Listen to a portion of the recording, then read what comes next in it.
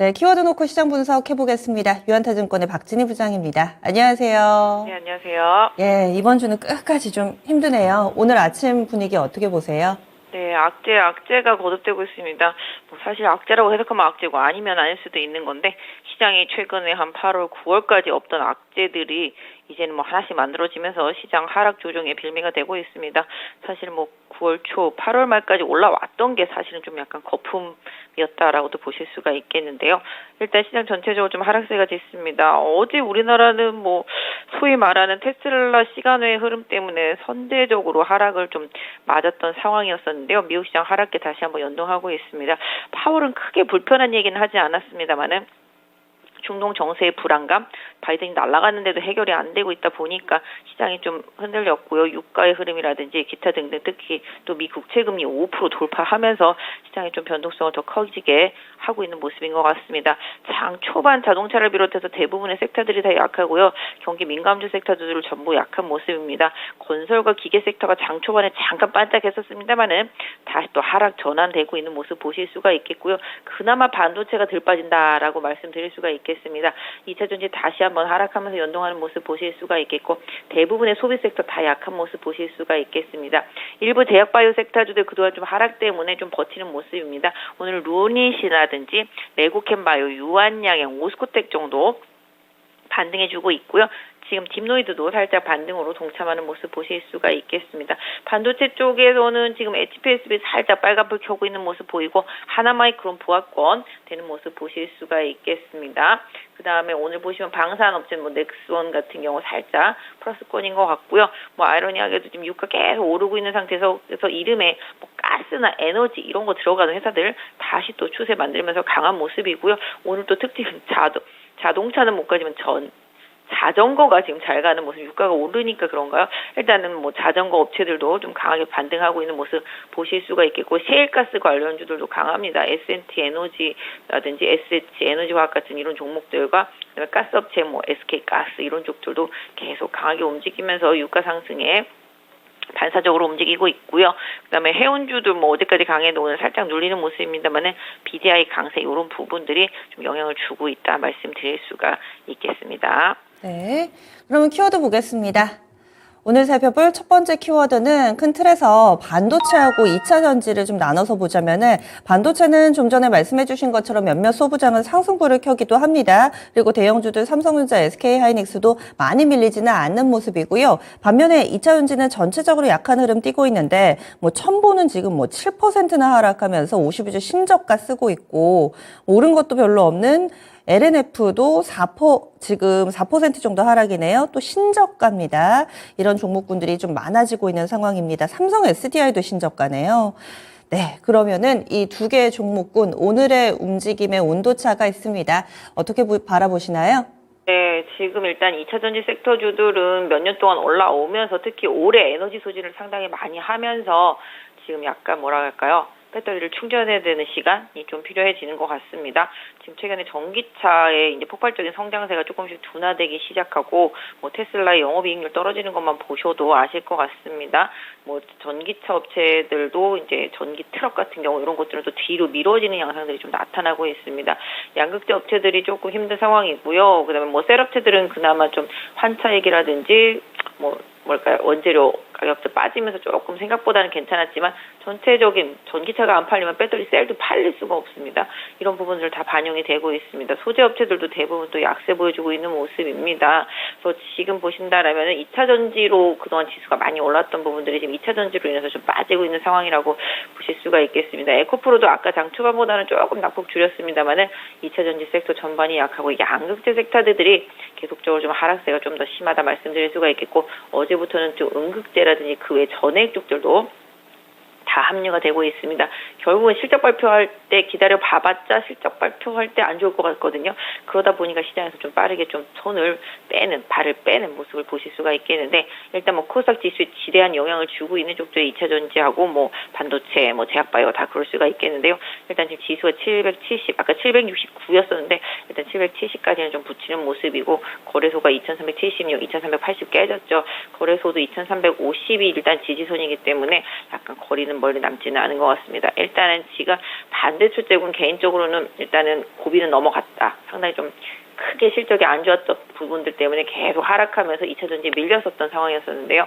새롭게 조금 빈틈을 좀 치고 나오면서 반도체가 이제 저점 지나고 업황 회복에 대한 기대감 반영이 되고 있는 상황이라고 보실 수가 있겠습니다. 그래서 앞으로 지수를 올려야 되는 쪽들이 2차 전지가 될 것이냐, 반도체가 될 것이냐, 이거 면밀히 보시면서 만약에 2차 전지 못 따라오고 반도체 쪽으로 수급이 흘러간다 그러면은 어느 정도 포트를 조금 교체해 주시는 전략이 좋을 것 같은데요. 최근에 잘 가던 반도체도 어제 오후장에 좀 흘러내렸습니다만은 오늘 그래도 상대적으로 좀 선전하고 있는 것 같습니다. 지금 하나마이크론이라든지 뭐 HPSB 아까 초반에도 말씀드렸지만 잘 버텨주는 모습 보실 수가 있겠고요.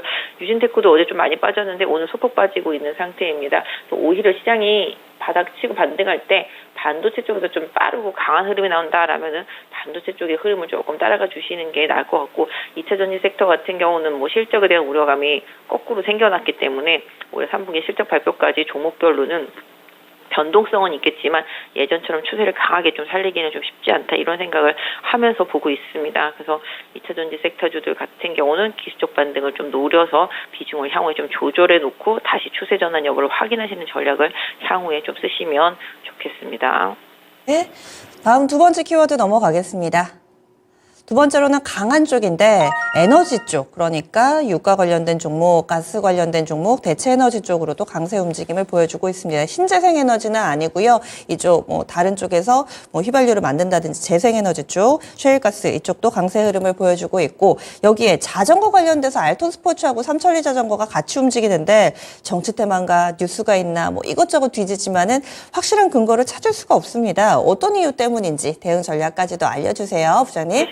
테마라는 것이 이제 계속 돌게 마련인데요. 뭐 유가가 올라가고 뭐 천연가스 관련해서도 올라가고 하다 보니까 사실 에너지가 안 들어가는 동력원이 자전거밖에 없습니다. 그러다 보니까 아마 그쪽까지도 좀 미쳤을 거라고 보고 있습니다. 그래서 그쪽으로 영향이 미쳐지면서 자전거 쪽이 좀 반등이 나오고 있는 모습 보실 수가 있겠고, 뭐 아까 말씀 주신 대로 대체 에너지 쪽들, 셰일가스 쪽들 관련주들 강세면 지금 S&T 에너지는 지금 거의 상한가 수준에 근접한 모습인 것 같네요. SK 가스도 꾸준히 오르고 있는 모습 보실 수가 있겠고, SH 에너지 화학도 강세 보여주고 있는 모습 보실 수가 있겠습니다. 지금 뭐 가스 업체들 같은 경우 뭐 GSE, 뭐 대성에너지, 경동도시가스 이런 쪽들도 지금 강세 보여주고 있습니다. 사실 뭐 가스 가격이 올라가면 또 가스 요금도 올라가면 저는 그게 사실 수혜일까 싶긴 한데요. 올라가면 더 많이 쓸까요? 가스 가격이 올라가면 더 덜 쓰지 않을까요? 그렇게 되면 수익이 늘어날까요? 이런 생각해보면 참 테마라는 게 좀 희한합니다. 이름만 한국 석유라고 그래서 황당하게 석유와 관련된 주식이 움직이는 한국 석유 이런 것들도 되게 황당하긴 한데 시장이 좀 이렇게 제대로 좀 그 종목이 어떤 업종인지 아니면 정말로 수혜가 되는 것인지 알고 움직였으면 좋겠는데 일단 시장은 뭐 그런 식으로 움직이고 있습니다. 그렇게 따지면 지금 유가 움직이는데 뭐 SOE나 SK 이노베이션 맨날 빠지는 거 좀 이해가 안 가는 대목이지 않겠습니까? 그러니까 중소형주 테마주들 쪽으로 너무 좀 황당하게 많이 움직이고 있는데요. 전에도 말씀드렸지만 이런 테마주들은 9월달, 8월달도 말씀드렸습니다. 올라갈 때 잘 팔아서 내 손실을 줄이거나 예전에 물렸던 것들을 잘 처리하는 그런 전략으로 삼으시는 전략이 테마주들한테 좀 필요하겠고, 자전거도 마찬가지죠. 지금 뭐 봄도 아니고 일단 겨울로 들어가고 있는데 사실은 뭐 말씀드렸던 대로 뭐 기타 등등 이슈들이 많이 가미되고 되고 있습니다. 에너지가 없이 움직일 수 있다 보니까 이런 부분들도 지금 분명히 두 회사는 좀 반영이 되고 있는 것 같거든요. 그래서 이번 반등이 어디까지 좀 이어질지는 모르겠습니다만은 기술적으로 상당히 좀 오랫동안 빠졌던 종목들입니다. 뭐 가장 좀 강하게 물렸었던 분들이라면은 이번 반등을 좀 잘 활용해 보셔서 비중을 조절해서 다른 쪽으로 좀 이동할 준비를 하시는 것도 좀 필요하지 않겠나 한번 생각을 해보게 됩니다. 날이면 날마다 오는 기회가 아니니까 자주 부각되는 종목이 아니니까 이번 기회를 좀 잘 활용을 해서 꾸준히 가져가기보다는 포트 교체의 기회로 활용해보자 이런 조언 나왔습니다. 다음 마지막 키워드 넘어가겠습니다. 마지막으로는 역시나 뭐 전 섹터가 동시다발적으로 오르는 건 아닌데요. 제약바이오 가운데서 뭐 학회 모멘텀이 있다거나 이런 종목 일부, 거기에 게임 섹터는 크래프톤이 또 증권사 레포트 나오면서 강하더라고요. 이렇게 게임주 일부 강세 흐름 띄고 있습니다. 눈에 띄는 종목 좀 짚어주세요. 네, 이쪽도 지금 보시면 시장에 기대치가 없는 섹터죠. 환율이 계속 오르고 그다음에 금리가 계속 오르면서 상당히 좀 힘든 섹터입니다. 그러다 보니까 좀 반대로 생각해보는 그런 개념일 수도 있겠습니다. 뭐 이 정도까지 왔는데 환율이라든지 내지는 좀 미 국채금리 5% 이상에 완전히 안착해서 더 슈팅하겠어라는 그런 심리로 바닥권에 있는 종목들에 대한 저점 매수세가 좀 들어오고 있다라고 보실 수가 있겠습니다. 결국은 금리의 최대 피해주는 뭐 바이오라든지 게임주라든지 뭐 이런 성장주들, 기술주들이라고 보고 있습니다. 지금 일단은 뭐 펄어비스라든지 크래프톤 쪽 이런 쪽들이 좀 강하고요. 뭐 그 외에 좀 최근에 보시면은 뭐 네오이즈 같은 경우도 들썩들썩 거렸죠. NC소프트도 오늘은 빠지고 있지만 그런 흐름이었었고요. 그래서 일단은 이런 게임 섹터 쪽 내에서 그래도 좀 빠르게 빨간불을 켜고 있는 것들에 대한 기술적인 흐름을 좀 보실 수가 있겠고, 제약바이오도 마찬가지입니다. 유한양행 임상 발표하자마자 급락했는데요. 일단 좀 정확하게 분석하는 쪽에서는 그닥 나쁘지 않았다. 내용 괜찮았다. 1차 치료제로 될 수 있지 않겠냐. 이런 기대가 아직까지 좀 유효한 것 같고요. 23일 날 학회에서 단독 투여와 관련되어 있는 임상치 발표하니까 그 부분 아직 좀 기회가 남아있다라고 보실 수가 있겠습니다. 그래서 오늘 오스코텍 반등하고 레고캠도 어제 그제 계속 호재성 이슈 나왔는데 시장 때문에 전혀 못 움직였거든요. 그러다 보니까 레고캠 바이오도 오늘 강하게 좀 시장 대비해서는 버텨주고 있는 모습이라고 말씀드릴 수가 있겠습니다. 그 외에도 초반에는 뭐 비만 당뇨 쪽이라든지 그다음에 보톡스 이런 쪽들 섹터주들 기사들 나오면서 잘 버텨주고 있다라고 보실 수가 있겠고, 루닛도 일단은 좀 플러스권에서 좀 버텨주고 있고요. 지아 이노베이션 같은 경우도 지금 좀 버텨주고 있는 모습이라고 보실 수가 있겠습니다. 결국은 오늘 좀 시장 빠지는데 빨간불을 낸 종목들이 향후에 시장이 올라갈 때 더 빠르고 강하게 올라갈 수 있는지 여부는 조금 더 지켜봐야 되겠습니다만은 뭐 정말 한계점까지 밀린 기업들은 일정 부분 지금 좀 버텨주는 모습들이 계속 나타나고 있다 말씀드리겠습니다. 하이트젤로 같은 경우도 정말 끝도 없이 빠졌던 종목인데 최근에는 목표 주가를 내린 리포트가 나옴에도 불구하고 주가가 그렇게 빠지지 않고 오히려 반등하는 모습까지 나타나고 있듯이 시장이 좀 한계 상황에까지 빠져있는 그런 기업들에 대해서 관심을 일정 부분 좀 가질 필요가 있겠고, 다만 지금 말씀드린 대로 개별주보다는 지수를 끌어올릴 수 있는 지수 영향력이 있는 종목들을 이제 개인 투자자분들은 매매하시는 게 좀 더 안정적이라고 말씀드릴 수가 있겠습니다. 그래서 코스닥 지수 올려야 되는 종목들, 거래소에 지수 올려야 되는 종목들, 기관이나 외국인이 들어왔을 때 가장 강하게 반응을 할 수 있는 종목들을 잘 선별해놓고 보시다가 지수가 바닥을 찍었을 때 또 접근 시도를 하는 전략, 개인적으로는 예전부터 2300선을 최바닥으로 생각을 했었는데요. 중간에 지지선이 있는 데가 한 2350선이 있습니다. 만약에 오늘 거기까지 도달하게 된다면 아마 시장 전반적으로 좀 저가 매수 들어올 수 있겠고요. 2350선이라면 2300선까지 밀리는 한이 있더라도 일정 부분 참아낼 수 있는 상황이기 때문에 2350선을 중심으로 해서는 기술적인 반등을 노리는 분할 매수 전략으로 시장을 좀 보셔야 되겠다 좀 말씀드리겠습니다.